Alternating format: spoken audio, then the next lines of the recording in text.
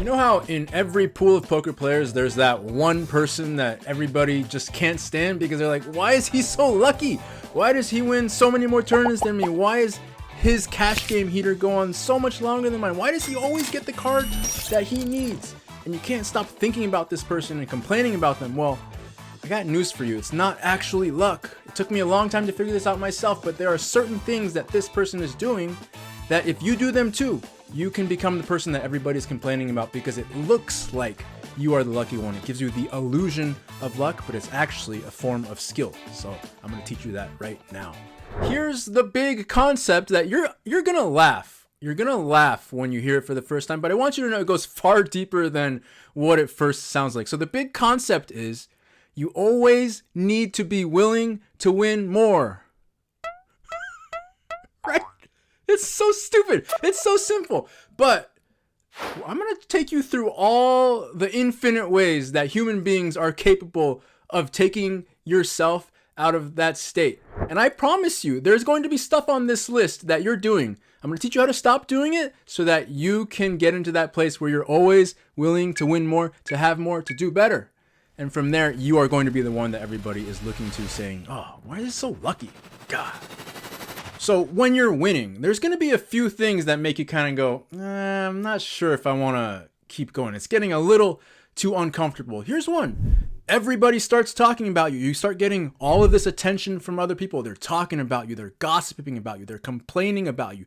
They're talking trash to your face. They're making it known that they hate what you're doing. And that can be very uncomfortable the more that you win. And that alone quite often is enough to get people out of the zone and into the place of like, not quite sure if this is okay for me to keep winning. Once you go there, you're no longer willing to have more. When you're not willing to have more, you're not gonna have more. So other things are going to come up too. Relationships start to change. If you have a coach who you have always believed is better than you, knows more than you, is always above you, they are here and you are here.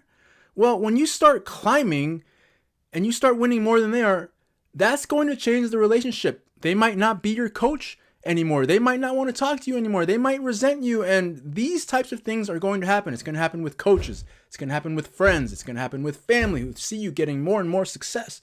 All of these things are designed to distract you from just wanting more, of being willing to continue winning big everywhere that you are at. If you fall into any of these, you're out of the game and your graph is going to start going straight down. So the second piece that comes with this is that you've got to be completely okay, not just with what's going to happen as a result of you having more and more success, but what's going to happen inside you. Can you be okay with the emotional experience of winning and winning and winning and wanting more and wanting more and wanting more? See, because almost all human beings are brought up and raised to not want too much, to share, to feel ashamed, to feel guilty for getting more than your share. So there is a special class of people out there who somehow don't have this programming done, and they're the ones who tend to run up the huge stacks. They're the ones who tend to win tournament after tournament and keep going and keep going and keep letting themselves win more and more. Everybody else takes themselves out of the game because the emotional discomfort of winning so much and all the stuff you've been taught around that is in there. And when it starts to play out, again, you're out of the game because you're not okay with having more. And again, if you're not okay with having more, you're always going to find a way to not get more. So until you do that emotional work, learn how to stay present with every uncomfortable feeling that comes as you win more and more and more, you're always going to sabotage yourself, I promise. And when you are okay with having more, you've got to make sure that you're riding this fine line where you want more, you're completely okay with having more, but you don't need more. Because what happens with all these people who complain about the lucky player is that they are in this place of, I need to win to feel this way. I need to book the win and not lose so that I don't feel this way. And this is how you get poker players who are playing really, really long sessions when they're losing, because they're just chasing and chasing, hoping to not have to feel the pain of losing that day. They're desperate to not feel it, so they'll do anything. They'll stay in a game when they know that they're not a favorite. And then the opposite, when everything's going your way that day and you're just winning and winning and winning, and then you all of a sudden have this need to not feel the pain of, oh, what if I lost it back, right? That's the moment where your need to not feel that pain takes you out of the game, because now you book the win instead of staying. And so the player who wants it, who's open to winning more and more, but does not need a specific feeling from it, does not need that result, that's the player who's going to be able to stay in the chair when everything is going your way. That's going to be the player who is able to leave when right now you cannot. Over time, that adds up to a huge amount of money. And over time, it makes this person look like they are the lucky one, but it's very much not. It's a skill that you can grow and develop.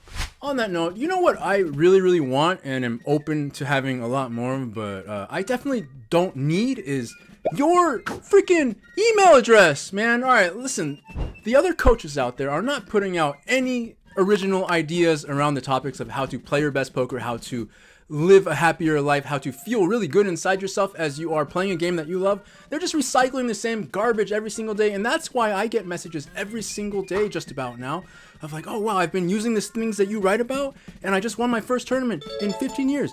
I just started reading and using the stuff that you talk about. I gave up weed. I've been smoking weed for 20 years and I just stopped. So if you want original ideas, fresh stuff delivered to you every single day that's going to open up your mind, give you something different that nobody else is saying, it's all right here, pokerwithpresence.com. I don't need it, but I want it. So give it to me.